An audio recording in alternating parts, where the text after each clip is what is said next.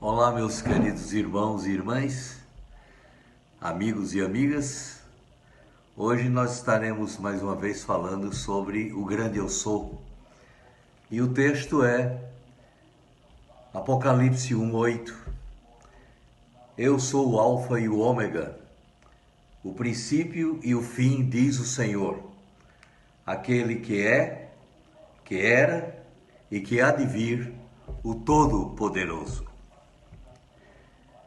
Ontem nós dissemos que haveríamos de falar sobre o Alfa e o Ômega.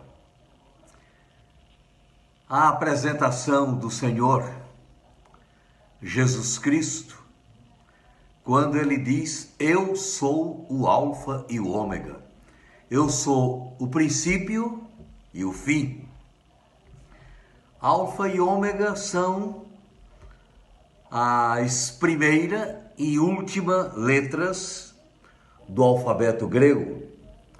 Significam genericamente o primeiro e o último.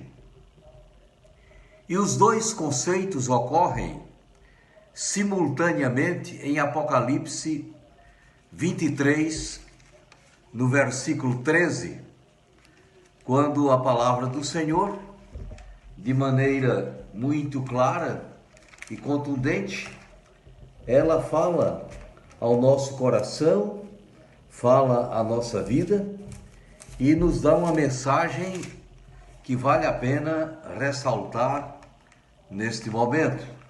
Apocalipse, capítulo 23, versículo 13. Apocalipse 22, versículo 13. Eu sou o Alfa e o Ômega, o primeiro e o último, o princípio e o fim. Observem que a mesma ideia ocorre em Apocalipse 1:17. Entre os judeus era muito comum usar-se a primeira e a última letras do alfabeto hebraico para oferecer a ideia de continuidade. Podia-se dizer, por exemplo, Abraão guardou a lei inteira, do Aleph ao Tal. Em Isaías 41:4, a palavra diz: eu sou o Senhor, o Senhor, o primeiro, e com os últimos eu sou o mesmo. Em Isaías 44:6, Isaías 48:12, vemos também essas evidências. Meus irmãos queridos e irmãs amadas, é fácil entender-se que o uso de tal linguagem, aplicando-se a Jesus Cristo, é um implícito argumento que demonstra a sua deidade, a sua divindade. E por fim eu quero deixar aqui 5 verdades com vocês que nos ouvem agora. Cristo é o princípio e o fim da criação. Cristo é o princípio e o fim da história.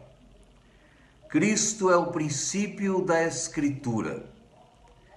Cristo é o princípio e o fim da salvação da raça humana.